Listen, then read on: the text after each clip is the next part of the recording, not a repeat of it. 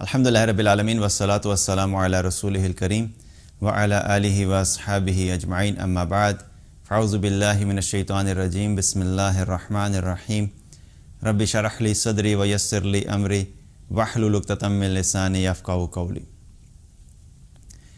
اس وقت اگر ہم امت مسلمہ کے حالات کی طرف دیکھیں تو ہر طرف سے ہمیں یوں لگتا ہے کہ جیسے مسلمانوں کے اوپر پوری دنیا سے لوگ جو ہیں مختلف جگہوں پہ مختلف علاقوں میں مسلمانوں پہ ٹوٹ پڑے ہیں اور مسلمانوں پہ ظلم ہو رہا ہے، مسلمانوں کی جان محفوظ نہیں ہے، مسلمانوں کا مال محفوظ نہیں ہے، مسلمانوں کی عزتیں محفوظ نہیں ہیں۔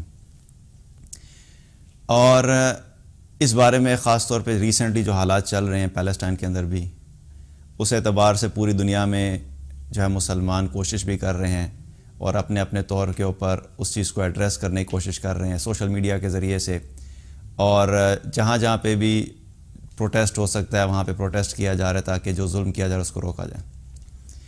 ایک تو یہ ہے اس کا جو انسٹنٹ ریئیکشن جو ہم سب کی طرف سے آ رہا ہے اور جو کہ ٹھیک ہے، اپنے اپنی کیپیسٹی میں ہر ایک انسان جہاں تک اس بات کو پہنچا سکتا ہے، آواز بلند کر سکتا ہے، اس کو کرنا چاہیے۔ لیکن اس سے کہیں زیادہ امپورٹنٹ کیا چیز ہے کہ ہم اس چیز کے اوپر فوکس نہیں کر پا رہے کہ ہم ان حالات میں پہنچے کس وجہ سے، اور جب تک ہم اس روٹ کاز کو ایڈریس نہیں کریں گے تب تک ہم ان حالات سے نکل نہیں سکیں گے اور حالات میں بہتری نہیں آئے گی۔ اور ان چیزوں کے بارے میں ہمیں 1400 سال پہلے رسول اللہ صلی اللہ علیہ وسلم نے بتا دیا تھا کہ امت مسلمہ کن کن حالات سے گزرے گی، اور ان حالات میں آنے کی وجہ وہ جو زوال ہوگا، جو ظلم ہوگا، جو مسلمان پستی میں چلے جائیں گے، اس کی وجوہات جو ہیں وہ ہمیں قرآن و سنت سے بہت ساری ملتی ہیں۔ اس کے اوپر ایک پہلے لیکچر بھی ہم کر چکے ہیں جو کہ امت مسلمہ کے زوال کی وجوہات، وہ ایک لیکچر پورا کیا ہوا ہے، وہ تھوڑا سا پہلے ہی کیا تھا، لیکن اگر کوئی لوگ سننا چاہیں تو اس میں ڈیٹیلز اویلیبل ہیں۔ لیکن آج ہم صرف ایک حدیث کے بارے میں بات کریں گے جو کہ ان حالات کے اعتبار سے بہت ساری جگہوں پہ آپ نے پڑھی بھی ہوگی، سنی بھی ہوگی، مختلف علماء اس حدیث کو بیان کر رہے ہیں، مختلف دعات جو ہیں اس حدیث کا ریفرنس دے رہے ہیں اور بات کر رہے ہیں۔ لیکن اگر ہم اس حدیث کو ذرا ڈیٹیل میں سمجھ جائیں اور ہم اپنی زندگی کے اندر ایک فیصلہ کر لیں کہ ہم نے ان چیزوں پہ فوکس کرنا ہے جو ہم بحیثیت امت مسلمہ انڈیویجولی بھی اس کے رسپانسبل ہیں، تو انشاءاللہ اللہ کی ذات سے امید ہے کہ آنے والے دنوں میں جو ہے وہ اللہ سبحانہ تعالیٰ ہمیں دوبارہ سے بحیثیت امت جو ہے وہ سربلندی عطا فرمائے گا اور ہمیں عزت عطا فرمائے گا۔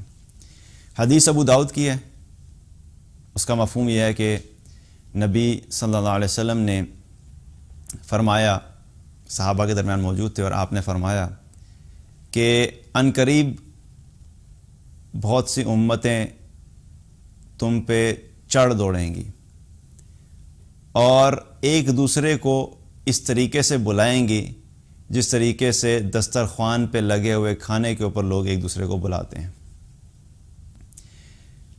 تو وہاں پر موجود ایک شخص نے پوچھا، اللہ کے رسول صلی اللہ علیہ وسلم، کیا یہ اس وجہ سے ہوگا؟ شاید یہ اس وجہ سے ہوگا کہ ہم تعداد میں کم ہوں گے۔ تو آپ صلی اللہ علیہ وسلم نے فرمایا کہ نہیں، تم تعداد میں بہت زیادہ ہوگے، لیکن تمہاری حیثیت ایسے ہوگی کہ جیسے پانی کے اوپر موجودہ جھاگ کی حیثیت ہوتی ہے، اور اللہ سبحانہ تعالیٰ دشمن کے دلوں سے تمہارے روب کو بھی نکال دے گا اور تمہارے دلوں میں ایک بیماری پیدا ہو جائے گی، وہن۔ تو اس شخص نے عرض کی، یا رسول اللہ وما الوہن، اللہ کے رسول صلی اللہ علیہ وسلم یہ وہن کیا چیز ہے؟ تو آپ صلی اللہ علیہ وسلم نے فرمایا، حب الدنیا و کراہیت الموت، دنیا کی محبت اور موت سے نفرت۔ اللہ سبحانہ تعالیٰ کا بڑا احسان ہے کہ اللہ تعالیٰ نے ہمیں رسول اللہ صلی اللہ علیہ وسلم کے ذریعے سے بہت ساری ایسی چیزوں کے بارے میں پہلے ہی بتا دیا کہ جو حالات آئیں گے ان حالات کے بارے میں بتایا، اور اس سے بڑی رحمت کی بات یہ ہے کہ ان حالات میں آنے کی وجوہات بھی بتا دیں، اور پھر ان حالات سے نکلنے کا جو سلوشن ہے وہ بھی ہمیں پہلے سے بتا دیا گیا۔ اب اگر ہم اس حدیث کو تھوڑا سا غور سے دیکھیں تو اس کے اندر بہت سارے ہمارے لیے میسیجز ہیں۔ پہلی بات کیا ہے کہ نبی صلی اللہ علیہ وسلم بتا رہے ہیں کہ ایک وقت ایسا آئے گا کہ جب تمہارے اوپر امتیں چڑھ دوڑیں گی. اب حدیث کے بارے میں ذرا تھوڑی دیر سوچیں, یہ کس وقت کی بات ہو رہی ہے کہ جب آپ صلی اللہ علیہ وسلم وہاں موجود ہیں, مسلمان جو ہے وہ مسلمانوں کو فتوحات کا سلسلہ شروع ہو چکا ہے. مدینہ کا اگر ہم دیکھیں, مدینہ کے بعد جو ہے جب مدینہ میں ریاست مدینہ قائم ہو چکی تھی اور اس کے بعد مسلمانوں کی فتوحات کا سلسلہ شروع ہو گیا تھا. اب مختلف علاقوں میں مسلمان جا رہے تھے اور مسلمان فتوحات جو ہو رہی تھیں اور فاتح قوم کی حیثیت سے آگے بڑھ رہے تھے اور تعداد بھی بڑھنا شروع ہو گئی تھی. تو ان حالات میں یہ سوچنا جو تھا وہ تھا کہ ایسے کیسے ہو سکتا ہے کہ ہم اتنے اسٹرانگ ہیں, اتنے طاقتور ہیں, ہمارے ساتھ اللہ کی مدد ہے اور ہم جہاں جاتے ہیں اللہ سبحانہ تعالیٰ ہماری نصرت کرتا ہے, ہماری مدد کرتا ہے, ہمیں فتح نصیب ہوتی ہے. تو ان حالات میں یہ سوچنا بھی کیا تھا, ایک عجیب بات لگتی تھی کہ بھئی ایسا کیسے ہو سکتا ہے کہ مسلمان ہوں اور مسلمان ہوتے ہوئے ہمیں شکست ہو جائے, اور مسلمان ہوں اور مسلمانوں کے اوپر مختلف امتیں اور مختلف لوگ آ کے ان پہ حملہ کریں, ان کے اوپر جو ہے وہ چڑھ دوڑیں اور مسلمان جو کچھ بھی نہ کر سکیں. تو یہ سوچنا بھی اس وقت مشکل تھا. اس وقت بات ہو رہی ہے. لیکن آپ صلی اللہ علیہ وسلم کو پتا تھا کہ ایک وقت ایسا آئے گا. تو آپ نے اس وقت یہ پریڈکشن دے دی تھی کہ وقت آئے گا کہ بہت ساری امتیں جو ہے مل کے مسلمانوں کے اوپر حملہ کریں گی. اور اس کی جو ایک بہت بڑی مثال اگر دیکھا جائے, ویسے تو مختلف اوقات میں مسلمانوں کے اوپر ظاہری بات ہے اپس اینڈ ڈاؤنز آتے رہے, لیکن ایک بہت بڑا جو سیٹ بیک ملا تھا مسلمانوں کو وہ کیا تھا, وہ ورلڈ وار 1 میں تھا, پہلی جنگ عظیم میں, جب ایک طرف فرانس اور برٹش امپائر تھی اور دوسری طرف جو تھے جرمنی تھا اور بھی بہت سارے جو کنٹریز تھے, اور انہی میں ایک سلطنت عثمانیہ بھی تھی. تو جب فرانس کو اور برٹش امپائر کو فتح ملی اور وہ لوگ کامیاب ہوئے, اس میں دے گاٹ دا وکٹری, اس کے بعد کیا تھا کہ سلطنت عثمانیہ جو ٹوٹ گئی, صرف تھوڑا سا حصہ جو تھا وہ مسلمانوں کے پاس رہا, لیکن اس کے علاوہ جو باقی بہت بڑا حصہ تھا وہ مسلمانوں کے ہاتھوں سے چلا گیا. اور اس وقت جب یہ ساری وکٹری ہو گئی تھی تو وکٹری ہونے کے بعد یہ برٹش امپائر اور فرانس اور بھی جو ان کے الائز تھے وہ ایک ٹیبل پہ پورا میپ رکھ کے بیٹھے ہوئے تھے, پورا ایک ٹیبل کے اوپر جو ہے وہ میپ رکھ کے بیٹھے ہوئے تھے, اور اس کے اندر سلطنت عثمانیہ بھی تھی, مسلمان بھی تھے, اور وہ وہاں پہ بیٹھ کے یہ فیصلہ کر رہے تھے کہ اس کو کتنے حصوں میں ڈیوائیڈ کرنا ہے, اس کے کتنے ٹکڑے کرنے ہیں, کون سا حصہ تم لوگ ہیں, کون سا حصہ تم لوگ ہیں. تو سبحان اللہ ایسے تھا کہ جیسے واقعی دسترخوان پہ لگے ہوئے مسلمانوں کے تمام ممالک تھے اور یہ فیصلہ کر رہے تھے کہ کون سے حصے کو تم کھاؤ گے اور کون سے حصے کو تم کھاؤ گے. تو یہ وہاں پر حدیث 100% جو ہمیں محسوس ہوتا ہے کہ بالکل چاہے وہ ایگزیکٹلی جو پریڈکشن تھی وہ پوری ہوگی. اور آج بھی ایسا ہی ہے, جگہ جگہ پہ ہم دیکھیں تو مسلمانوں پہ کوئی ایک جگہ پہ نہیں بلکہ مختلف جگہوں میں مختلف طریقے سے مسلمانوں کو ان حالات کا سامنا کرنا پڑ رہا ہے. اور پھر دوسری بات یہاں پہ کیا پتہ لگتی ہے کہ وہاں پر جو شخص موجود تھے اس نے سوال پہلا کیا کیا کہ کیا ہم تعداد میں کم ہوں گے. پہلی چیز جو ہوتی ہے ہم کیا سمجھتے ہیں, ہم ہر چیز کو سمجھتے ہیں کہ کسی بھی چیز کے بارے میں تعداد اگر آپ کے پاس زیادہ ہے تو پھر کیا ہے کہ آپ سٹرونگ ہوں گے. اگر آپ کے پاس آپ بحیثیت امت آدمی زیادہ ہیں تو آپ کی اسٹرینتھ ہے, آپ کے پاس پیسہ زیادہ ہے تو آپ کی اسٹرینتھ ہے, آپ کے پاس اگر سونا زیادہ ہے تو آپ کی اسٹرینتھ ہے, جو بھی آپ کے ریسورسز ہیں اگر ان کی تعداد زیادہ ہے تو ہم اس کو کیا سمجھتے ہیں کہ وہ ہماری اسٹرینتھ ہے. تو سوال کیا اٹھا کہ شاید ہم تعداد میں کم ہو جائیں گے, کیونکہ ایسے کیسے ہو سکتا ہے کہ مسلمان اتنی بڑی تعداد میں ہوں اور اتنی بڑی تعداد میں ہونے کے باوجود مسلمانوں کے اوپر یہ حالات آ جائیں. جب یہ سوال کیا کہ کیا ہم شاید ہم تعداد میں کم ہوں گے, تو آپ صلی اللہ علیہ وسلم نے اس کو بھی جو وہ کلیئر کر دیا کہ نہیں, تعداد میں تم زیادہ ہوگے. تو یاد رکھیں کہ یہ صرف تعداد جو ہے یہ کافی نہیں ہے, بلکہ آگے کیا فرمایا کہ تعداد میں تو تم زیادہ ہوگے لیکن تمہاری حیثیت ایسے ہوگی کہ جیسے پانی کے اوپر موجود جھاگ ہوتی ہے اس کی حیثیت ہوتی ہے. اب جھاگ اگر آپ نے کبھی دیکھی ہو کہیں پہ بھی, اگر آپ کسی ایسی جگہ پہ گئے ہوں سی سائڈ کے اوپر یا کہیں پہ جہاں پہ بالکل کنارہ ہوتا ہے تو پانی ٹکراتا رہتا ہے, تو اس سے کیا ہوتا ہے, اس سے جھاگ اکٹھی ہوتی رہتی ہے. اب وہ دیکھنے میں چاہے جتنی مرضی زیادہ لگ رہی ہو آپ کو, لیکن جو ہی آپ جائیں گے اور آپ اس کو ہاتھ میں ہی اٹھائیں گے تو کیا ہوگا, وہ بالکل ختم ہو جائے گی, اس کی کوئی ویلیو نہیں ہے. اور اسی کے مقابلے میں اگر جتنی تعداد میں آپ کو جھاگ نظر آ رہی ہے, اگر آپ کو بتایا جائے کہ اتنی تعداد میں یہاں پہ سونا پڑا ہوا ہے، سو ڈونٹ یو تھنک کہ وہ سونا اتنی تعداد میں ویلیویبل ہے؟ ظاہری طور پہ نظر آ رہا ہے لیکن اس کی قیمت بھی ہے، والیوم بھی ہے اور اس کی قیمت بھی ہے۔ جھاگ کا والیوم ہے لیکن اس کی کوئی قیمت نہیں ہے، اور اگر آپ کو یہ کہا جائے جاؤ یا جا کے جھاگ بیچ کے آؤ، تو کیا بیچیں گے کیا؟ وہ ہاتھ میں ختم ہو جائے گی۔ مطلب بتانے کا ہے کہ ایبسولوٹلی نو ویلیو، کوئی حیثیت نہیں ہوتی جھاگ کی، صرف نمبر نظر آ رہا ہوتا ہے آپ کو، ایک بڑا ایریا نظر آ رہا ہوتا ہے لیکن اصل میں اس کی زیرو ویلیو ہوتی ہے۔ تو آج اگر دیکھا جائے تو امت مسلمہ کے اندر ہماری کیا تعداد کم ہے؟ We are 25% of the global world population, پوری دنیا کا ہم 25% ہیں۔ 7 ارب انسانوں میں سے 2 ارب مسلمان ہیں، لیکن ہماری کیا حیثیت ہے؟ سبحان اللہ، ہم اس جھاگ کی طرح ہی ہیں۔ اگر ہم 2 ارب مسلمانوں کو کھڑا کر دیا جائے ایک جگہ پہ تو ایسے ہی لگے گا کہ ایک بہت بڑی جھاگ ہے، لیکن بیچ میں اس کا وزن کیا ہے، کیا کوالٹی ہے، کیا قیمت ہے ہماری۔ اور اس کے بارے میں دیکھا جائے تو اصل بات جو میٹر کرتی ہے وہ تعداد میٹر نہیں کرتی۔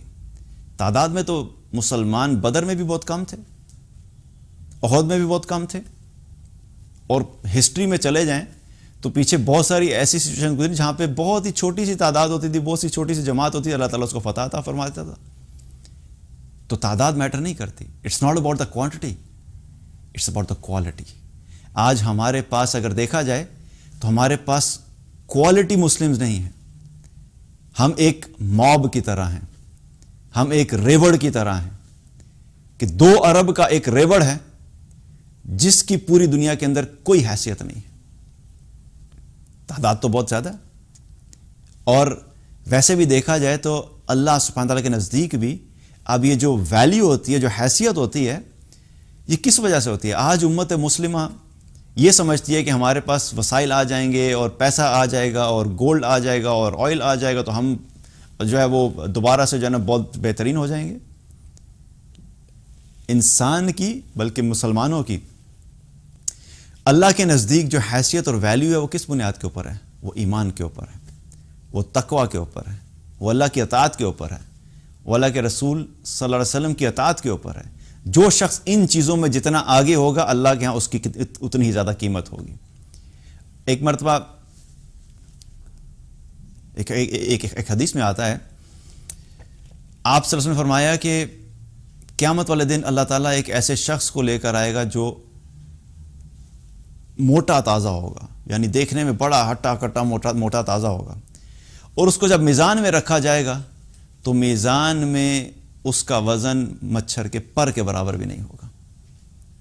سبحان اللہ، ظاہری طور پہ کیا ہے؟ صحت ہے، ہٹا کٹا ہے، مالدار ہے، کپڑے اچھے پہنتا ہے، گڈ لکس ہیں، پوزیشن بھی بڑی اچھی ہے، اتھارٹی بھی بڑی اچھی ہے، لیکن اللہ کا نافرمان ہے، اللہ کی فرمانبرداری نہیں کرتا، تو چاہے اپنے آپ کو مسلمان کہتا ہے، اللہ کے نزدیک ایسے شخص کی حیثیت مچھر کے پر کے برابر بھی نہیں ہے۔ ایبسولوٹلی یوز لیس انسان ہے وہ، چاہے وہ دنیا والوں کی نظر میں بڑا ٹھاٹ باٹ والا ہو۔ اسی طریقے سے ایک مرتبہ نبی صلی اللہ علیہ وسلم صحابہ کے ساتھ بیٹھے ہوئے تھے تو وہاں سے ایک شخص گزرا، تو آپ صلی اللہ علیہ وسلم نے اس شخص کے بارے میں پوچھا کہ تمہارا اس شخص کے بارے میں کیا خیال ہے؟ تو وہاں پہ جو لوگ موجود تھے انہوں نے کہا اللہ کے رسول صلی اللہ علیہ وسلم، یہ وہ شخص ہے کہ اگر یہ کسی کو نکاح کا پیغام بھیجے، اگر یہ کسی کو نکاح کا پیغام بھیجے تو اس کے نکاح کے پیغام کو قبول کر لیا جائے، اگر یہ کسی کی سفارش کرے تو اس کی سفارش کو بھی قبول کر لیا جائے۔ تو آپ صلی اللہ علیہ وسلم خاموش رہے۔ پھر تھوڑی دیر بعد ایک اور شخص گزرا، آپ نے پوچھا کہ تم لوگوں کا اس کے بارے میں کیا خیال ہے؟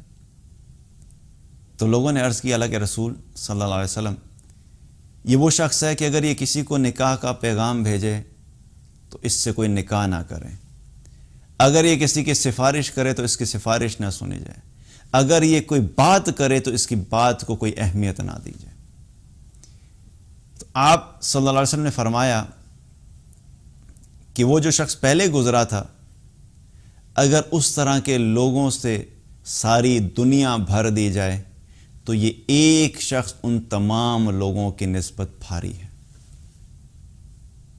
اب یہ جو ایک شخص ہے، ظاہری طور پہ اس کے پاس کوئی ٹھاٹ باٹ نہیں ہے، اچھے پیسے مالدار نہیں ہے، گڈ لکس نہیں ہے، کوئی معاشرے کے اندر کوئی بڑا مقام نہیں ہے، نہ اچھی جاب ہے، نہ کوئی اچھا بزنس ہے، نہ اچھے کپڑے پہنتا ہے، نہ اچھا گھر ہے، نہ اچھی گاڑی ہے، کوئی اس کو ویلیو نہیں دیتا، کوئی اس کی بات نہیں سنتا، لیکن یہ ایک شخص اللہ کا فرما بردار ہے، اللہ کی اطاعت کرنے والا ہے، اللہ کے رسول صلی اللہ علیہ وسلم کی اطاعت میں زندگی گزارنے والا ہے، تو چاہے ساری دنیا کے نزدیک اس شخص کی کوئی حیثیت نہیں ہو، اللہ کے نزدیک اس شخص کا وزن جو ہے ان تمام انسانوں کی نسبت جن کے پاس لمبی چوڑی گاڑیاں ہیں، جن کے پاس بڑے بڑے بینک بیلنسز ہیں، جن کے پاس اعلیٰ قسم کے کپڑے ہیں، جن کے پاس اعلیٰ قسم کے گھر ہیں، جن کے پاس بڑی بڑی ریئل اسٹیٹس ہیں، اور وہ کہتے اپنے آپ کو مسلمان ہیں لیکن اللہ کی اطاعت نہیں کرتے، اللہ کی نافرمانی کرتے ہیں، اللہ کے احکامات کے اوپر عمل نہیں کرتے، تو ان سب کو ایک جگہ پہ کھڑا کیا جائے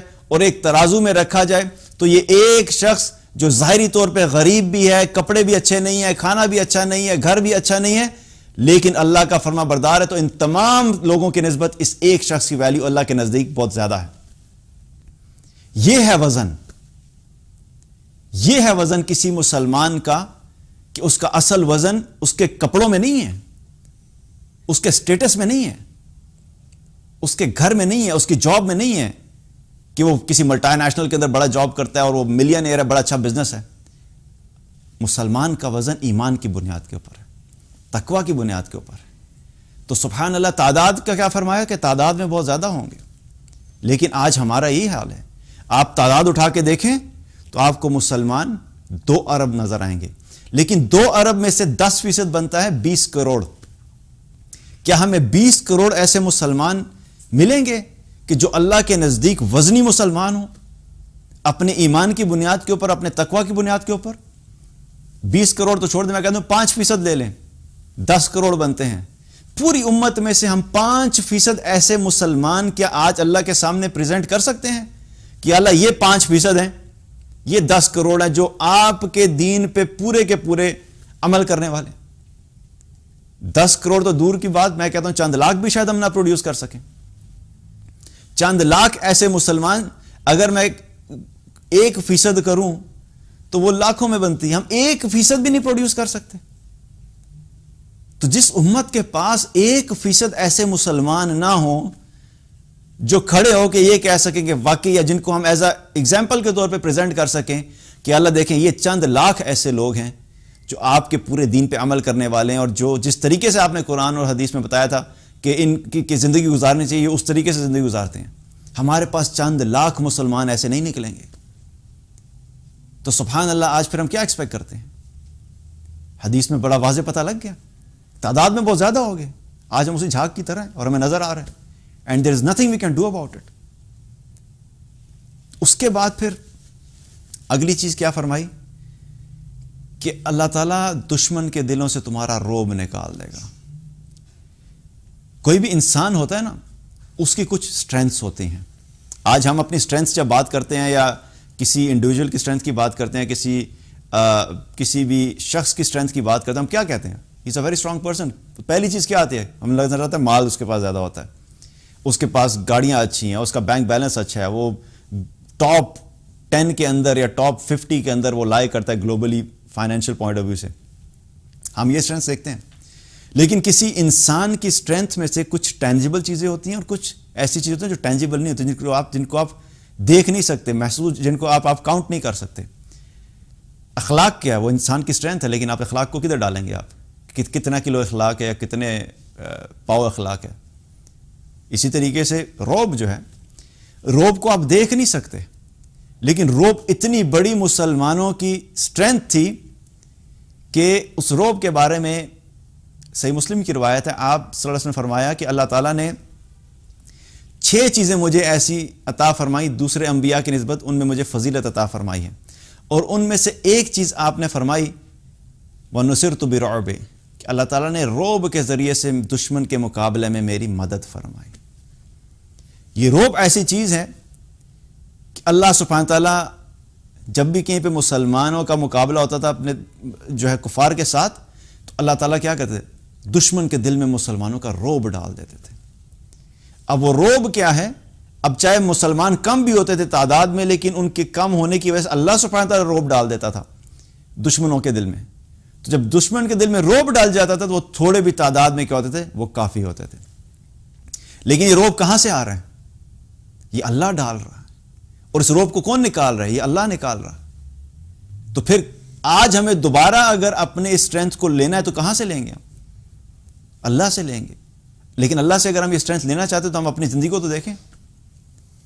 نمازیں ہم نہ پڑھیں، روزے ہم نہ رکھیں، حرام ہم نہ چھوڑیں، دنیا کی محبت میں ڈوبے ہوئے، آخرت کی فکر نہیں، اللہ کی ہماری زندگیوں میں کوئی ویلیو نہیں، رسول اللہ صلی اللہ علیہ وسلم کی زندگی کوئی ویلیو نہیں. اینڈ دین وی ایکسپیکٹ کہ اللہ تعالیٰ ہماری مدد کر دے گا روب کے ذریعے سے. تو روب جو تھا وہ بھی مسلمانوں کی ایک بہت بڑی اسٹرینتھ تھی. اور حدیث سے کیا پتہ لگتا ہے؟ اللہ تعالیٰ وہ اسٹرینتھ بھی لے لے گا. وہ بھی مسلمانوں کا جو روب ہے وہ دشمن کے دلوں سے نکل جائے گا. اور آج ایسا ہی ہے. آج آپ دیکھ لیجئے مسلمان اگر دیکھا جائے تو کون مسلمان ہے جس کا نام لیا جائے اور اس کا نام لینے کی وجہ سے کوئی دوسرے لوگ کے بھی بھائی اس کا نام نہ لو، ہمیں بڑا ڈر لگتا ہے. کوئی بھی نہیں ہمارے پاس. ہم ٹوٹے ہوئے بالکل بکھرے پڑے ہوئے ہیں اپنی ذاتی انڈیویجول کیپیسٹی میں بھی اور کلیکٹیو اس میں بھی، کیونکہ ہم نے اللہ کو چھوڑ دیا. جب اللہ کو چھوڑ دیا تو پھر آپ اللہ سے مدد کیا ایکسپیکٹ کرتے ہیں؟ پھر اس کے بعد آپ صلی اللہ علیہ وسلم فرمائی جو حدیث کا جو آخری حصہ ہے، that is the most important point جو ہمیں فوکس کرنے والا ہے، کہ اللہ تعالیٰ تمہارے دلوں میں ایک بیماری پیدا کر دے گا، اور وہ واہن. اور واہن کے بارے میں جب پوچھا گیا کہ واہن کیا، تو آپ نے کیا فرمایا؟ 2 چیزیں فرمائی: حب الدنیا و کراہیت الموت. دنیا کی محبت اور موت سے نفرت. آج اگر ہم دیکھیں تو ہم میں سے اکثر مسلمانوں کی زندگی میں کیا ہے؟ دنیا سے ایسی محبت ہے کہ دنیا کی زندگی، دنیا میں ہماری جو زندگی گزر رہی ہے اس میں کسی قسم کی ہم کمی کو بالکل افورڈ ہی نہیں کر سکتے، اور دنیا کی زندگی کو بہتر بنانے میں لگے ہوئے. اللہ تعالیٰ نے قرآن میں فرمایا: کلا بل تحبون العاجلہ وتذرون الآخرہ. تم جلدی مل جانے والی یعنی دنیا سے بڑی محبت رکھتے ہو، اور تم اپنی آخرت سے غافل و بھولے بیٹھے ہوئے ہو. بل تؤثرون الحیات الدنیا والآخرۃ خیر وابقیٰ. تم دنیا کی زندگی سے بڑے انسپائرڈ ہو، بڑا اثر لیتے ہو، ہر چیز دیکھ کے تمہیں بڑی متاثر کرتی ہے. واو، اس کی گاڑی دیکھو، اس کے کپڑے دیکھو، اس کا گھر دیکھو، یہ برانڈ دیکھو، یہ نئی چیز آ گئی، اتنا اثر لیتے ہو تم. بل تؤثرون الحیات الدنیا والآخرۃ خیر وابقیٰ. جبکہ آخرت جو ہے وہ بہتر بھی ہے اور وہ باقی رہنے والی بھی ہے. اللہ تعالیٰ نے قرآن میں بار بار یہ ہمیں ریمائنڈ کرایا کہ دنیا کی محبت میں مت ڈوبنا، دنیا کے پیچھے مت بھاگنا، دنیا سے اثر مت لینا، اس کی اصل حقیقت کو سمجھنا. یہ ختم ہو جانے والی ہے، یہ غرور ہے، یہ دھوکہ ہے، یہ بہت تھوڑے عرصے کی چیز ہے، یہ متاع الغرور ہے، یہ متاع قلیل ہے. اس کے پیچھے مت بھاگنا. جس چیز سے اللہ نے منع کیا تھا ہم اسی چیز کے پیچھے بھاگنا شروع ہو گئے. اور آخرت کے بارے میں بار بار اللہ تعالیٰ نے فرمایا تھا، دیکھو آخرت بہتر ہے، ہمیشہ کا گھر ہے، باقی رہنے کی جگہ ہے، وہاں پہ فوکس کرنا، اس کو فوکس کرنا، اس کو اپنے ہاتھ سے مت جانے دینا. اور ہم نے الٹا وہی کام کیا، ہم آخرت کو بھول بیٹھے اور دنیا کے غلام بن کے بیٹھے. ایک حدیث میں آتا ہے، آپ صلی اللہ علیہ وسلم نے فرمایا کہ مجھے اس بات کا اندیشہ نہیں ہے کہ تم پہ فقر آ جائے گا، بلکہ میں اس چیز سے ڈرتا ہوں کہ تم پہ دنیا فراخ کر دی جائے گی جیسے تم سے پہلی امتوں کے اوپر دنیا کھول دی گئی تھی، اور پھر تم بھی اس میں ویسے ہی رغبت کرو گے جیسے تم سے پہلی امتوں نے رغبت کی، اور یہ پھر تمہیں بھی ویسے ہی ہلاکت سے دوچار کر دے گی جس طرح اس نے تم سے پہلی امتوں کو ہلاک کیا. فقر کا ڈر نہیں تھا اللہ کے رسول صلی اللہ علیہ وسلم کو کہ تمہارے پاس مال کم ہو جائے گا، تم اچھے برانڈز نہیں پہن سکو گے، تم اچھے کھانے نہیں کھا سکو گے، اچھے ریسٹورنٹس میں نہیں جا سکو گے، اچھی گاڑیاں نہیں رکھ سکو گے، تمہارا لائف سٹائل جو ہوگا وہ لیوش قسم کا نہیں ہوگا. اس چیز کی فکر نہیں تھی، بلکہ بتایا کہ یہ ہوگا، مال آئے گا تمہارے پاس، مال کی فراوانی ہوگی. اور قیامت میں کی نشانیوں میں سے بھی ایک نشانی یہ ہے جو حدیث میں پتہ لگتا ہے کہ مال کی جو ہے کثرت ہو جائے گی. اور آج اب دیکھیے، آج سے 20 سال پہلے دیکھیں اگر لوگوں کے پاس جو مال کے حالات تھے اور آج جو دیکھا جائے تو میں حیران ہوتا ہوں کبھی کبھی کہ ہم سوچ بھی نہیں سکتے تھے کہ وہ شخص جس کے پاس کھانے کے لیے کچھ نہیں تھا وہ لینڈ کروزر کے اندر پھر رہا ہے، وہ BMW رکھی ہوئی ہے اس نے، بڑی بڑی گاڑیاں، اعلیٰ قسم کے گھر ہیں، تو مال آیا، جیسے بھی آیا، جہاں سے بھی آیا، لیکن مال تو آیا. تو مال کی کثرت ہوگی، امت کے پاس آج مال کی کمی تھوڑا ہی ہے، لیکن وہ مال کس کام کا؟ تو دنیا کی محبت پہلی چیز آپ صلی اللہ علیہ وسلم نے فرمائی کہ کس وجہ سے تم لوگوں پہ یہ حالات آئیں گے.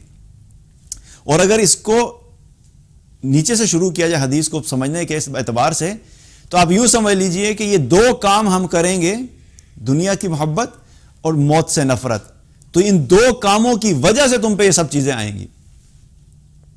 تو دوسری چیز کیا فرمائی کہ موت سے نفرت. موت سے نفرت. موت کیا ہے؟ یہ دو دنیا ہیں، ہمیں یہ سمجھنی چاہیے بات. ایک ہماری دنیا جس میں ہم رہ رہے ہیں، جس میں ہمارا جسم اور ہماری روح ایک جگہ پہ ہے، اور پھر جب انسان مرتا ہے تو مرنے کے بعد ایک اور دنیا میں چلا جاتا ہے جس کو عالم برزخ کہتے ہیں. اور جو موت ہوتی ہے، آپ یوں سمجھ لیں کہ یہ موت ہمیں اس دنیا سے نکال کے، اس جسم سے روح نکالتی ہے اور پھر اس روح کو اٹھا کے ایک دوسری دنیا میں پھینک دیا جاتا ہے. تو موت جو ہے وہ ایک ٹرانسفر میکانزم ہے کہ موت ہمیں اس دنیا سے دوسری دنیا میں ٹرانسفر کر دے گی. اب اس دنیا کو دیکھا ہے تو ہم نے اس دنیا کو دیکھا ہے. اس دنیا میں مال کی محبت ہے، گھروں کی محبت ہے، گاڑیوں کی محبت ہے، برانڈز کی محبت ہے، اچھے کیریئرز کی محبت ہے، اچھی جگہوں پہ رہنے کی محبت ہے، اچھے ملکوں میں چلے جائیں ہم، ایک بھوت سوار ہے ہمارے اوپر، صرف دنیا دنیا دنیا. کیونکہ دیکھا ہی وہی ہے، نظر ہی وہی آ رہا ہے. اپنی آنکھوں سے جو دیکھتے ہیں تو اس کا یقین ہمارے دل میں بیٹھا ہوا ہے. لیکن آخرت کو دیکھا کوئی نہیں، قبر کو دیکھا کوئی نہیں، منکر نکیر کو دیکھا کوئی نہیں، فرشتے جب روح قبض کرنے کے لیے آتے ہیں ان کو دیکھا کوئی نہیں، تو اس کا یقین بھی دل میں نہیں ہے. لیکن یقین دل میں نہ ہونے کی وجہ سے یہ تھوڑی ہے کہ آپ ان چیزوں سے بھاگ جائیں گے. موت تو آئے گی، بلینئر کو بھی آئے گی، ٹریلینئر کو بھی آئے گی، اور جو غریب ہے جو دو وقت کی روٹی مشکل سے کھاتا ہے اس کو بھی آئے گی. تو یہ موت جو ہے، موت کو انسان فطرتی طور پہ ناپسند کرتا ہے. لیکن موت اصل میں دیکھا جائے تو ایمان والے کے لیے کیا ہے؟ جو ایمان والا ہے موت اس کے لیے خوشخبری ہے. جس کے دل میں اس بات کا یقین ہے کہ دنیا گھٹیا چیز ہے، یہ دنیا کچرا ہے، یہ دنیا صرف غم کی جگہ ہے، پریشانیوں کی جگہ ہے، ڈپریشن کی جگہ ہے، اس میں کوئی لذت نہیں ہے. جس کے دل میں یقین ہے اور وہ دنیا کی زندگی میں اپنے رب کی اطاعت میں اور اپنے رب کی محبت میں زندگی گزارتا ہے، تو جس اللہ سے وہ محبت کرے گا تو اس اللہ سے ملنے کا اس کو شوق نہیں ہوگا. اس کا دل نہیں چاہے گا کہ جا کے میں اپنے محبوب کو دیکھوں تو صحیح وہ کیسا ہے. آج ہمارے دلوں میں اللہ سے ملاقات کا شوق ہے.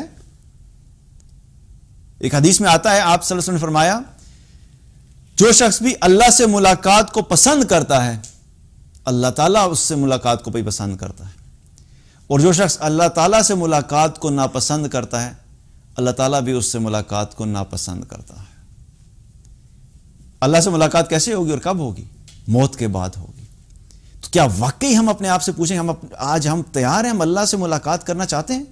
دل میں کبھی وہ محبت محسوس ہوئی ہمیں کہ کون سا وقت ایسا آئے گا کہ میں اس دنیا سے نکلوں اور جا کے میں اللہ سے ملاقات کروں، میں دیکھوں تو صحیح وہ رب کیسا ہے جس کے لیے میں فجر پہ اٹھا کرتا تھا، جس کے لیے میں عشاء پہ جایا کرتا تھا، جس کے لیے میں نے حلال روزی کمائی، جس کے لیے میں نے اپنے آپ کو حرام سے بچایا، جس کے لیے میں نے اپنی خواہشات کو جو ہے وہ دبایا، جس کے لیے میں 45 ڈگری سینٹی گریڈ میں ابایا پہن کے جو اندر سے پگھل رہی ہوتی تھی، لیکن میں اس اللہ کی خاطر ابایا پہنا کرتی تھی، حجاب کیا کرتی تھی، سارے اعمال کیے، میں دیکھوں تو صحیح وہ اللہ ہے کیسا. تو اس اللہ کو دیکھنے کا طریقہ کیا؟ وہ موت ہے. تو موت سے محبت کون کرے گا؟ جس کو پتا ہے کہ جب میں مروں گا تو میں نے جا کے اپنے رب کو دیکھنے، اور میں اپنے رب کو دیکھ کے راضی ہوں گا، میں خوش ہوں گا اور میرا رب مجھ سے راضی ہوگا. لیکن جس نے تیاری نہیں کی اپنے رب سے ملاقات کی، جس نے تیاری نہیں کی قبر کے اندر سوالوں کی، جس نے تیاری نہیں کی آنے والے وقت کو فیس کرنے کی، وہ کیوں موت سے محبت کرے گا؟ آج امت مسلمہ کیوں موت سے محبت نہیں کرتی؟ کیونکہ ہم نے اپنی آخرت کے لیے تیاری نہیں کی. What do we have in our hand? ہماری ساری محبت تو ہماری اس دنیا کے لیے، مال سے محبت، اولاد سے محبت، جاب سے محبت، بزنس سے محبت، گاڑی سے محبت، آخرت کی بھی محبت کوئی نہیں اور اللہ کی بھی محبت کوئی نہیں. تو پھر کیوں موت سے جو محبت ہوگی؟ لیکن صحابہ جو تھے وہ کیا تھے؟ صحابہ کو کلیئرٹی تھی اس چیز کی کہ دنیا کی زندگی دھوکہ ہے، اس کو چھوڑ کے چلے جانا ہے. انہیں ساری زندگی اپنی لگائی اپنی آخرت کو بہتر کرنے کے لیے اور اس رب سے ملاقات کی تیاری کے لیے. اور پھر جب وقت آیا تو پھر وہ تیار تھے، ان کو کوئی مسئلہ نہیں تھا. آج ہم کیوں ڈر جاتے ہیں؟ ہم کیوں خوفزدہ ہوتے ہیں؟ کیوں نہیں ہم چاہتے کہ ہم اس دنیا سے جائیں؟ اسی وجہ سے کہ ہم نے کبھی اللہ کی محبت ہی اپنے دل میں سچی محسوس نہیں کی، اور اس محبت کے نتیجے میں اللہ سے ملاقات کی تیاری ہی نہیں کی. اور ہمیں پتہ ہے کہ اگر ہم اس دنیا سے گئے تو پتہ نہیں ہمارے ساتھ آگے کیا ہونے والا ہے. That's why we don't like it. دو چیزیں جو ہیں اگر دیکھا جائے تو یہ وہ دو چیزیں ہیں جو اس امت سے نکلی اور اس امت کے اوپر یہ سارے حالات آئے. ایک چیز کیا ہے کہ اللہ سے ملاقات کا شوق نکل گیا، یا یوں کہہ دیجئے کہ دو وجوہات ہیں جو کہ اس امت میں آئیں اور ان کی وجہ سے باقی حالات بھی آئے. پہلی چیز دنیا سے محبت، دوسری چیز موت سے نفرت. سولوشن کیا نظر آتا ہے پھر ہمیں؟ سولوشن بھی یہی ہے، ان دو چیزوں کا ایڈریس کر لو. اپنے اندر سے دنیا کی محبت کو نکال دو، مال کی محبت کو نکال دو، گاڑیوں کی محبت کو نکال دو، اور اس دنیا کو حقیر سمجھ کے زندگی گزارو. جب اس دنیا کی محبت نکلے گی آخرت کی محبت آٹومیٹیکلی آ جائے گی. اور دوسری چیز، اس دنیا میں لمبے چوڑے پلانز بنانا بند کریں کہ ہم نے جیسے مرنا ہی نہیں ہے. اللہ سے ملاقات کا شوق پیدا کرو، اللہ کے سامنے سجدے کرو، اللہ کی اطاعت کرو، تاکہ ہم جب اللہ سے ملنے کے لیے تیار ہوں گے تو ہمیں موت کا ڈر نہیں ہوگا. اور جب موت کا ڈر نہیں ہوگا تو پھر ہمیں اس دنیا کو چھوڑنے میں بھی کوئی مسئلہ نہیں ہوگا. تو یہ دو چیزیں اگر اس امت میں آ جائیں دوبارہ سے، اس دنیا کی محبت نکل جائے اور موت کی نفرت نکل جائے، تو کیا ہوگا کہ اللہ سبحانہ تعالیٰ دوبارہ ہمیں بحیثیت امت وہ مقام عطا فرمائے گا، وہ عزت عطا فرمائے گا جو ایک دور تھا کہ جو ہمارے پاس تھی. اللہ تعالیٰ سے دعا ہے کہ اللہ تعالیٰ ہم سب کو دین کی صحیح فہم عطا فرمائے، اور جو بات بھی کہی اس پہ عمل کرنے کی توفیق عطا فرمائے. کیونکہ اس وقت میں اکثر دیکھتا ہوں، میں سوشل میڈیا پہ جب بیٹھا دیکھ رہا ہوتا ہوں تو اتنی ساری باتیں ہیں، اتنے سارے ڈسکشنز ہیں، لیکن میں جب ارد گرد دیکھتا ہوں تو میں کہتا ہوں یار یہ اتنی ڈسکشنز ہیں، اس کا اثر کدھر ہے؟ عمل کدھر ہے؟ اور میں اپنے آپ کو بھی شامل کر رہا ہوں کہ ہمیں اب وہ جو سمجھنے والی چیزیں نا، بہت سارا ہمارے پاس میٹیریل اویلیبل ہے سمجھنے کے لیے، عمل کرنے کے لیے، بٹ عمل جب تک نہیں ہوگا یہ باتیں صرف باتیں رہ جائیں گی. تو اللہ تعالیٰ مجھے بھی عمل کرنے کی توفیق عطا فرمائے، ہم سب کو عمل کرنے کی توفیق عطا فرمائے.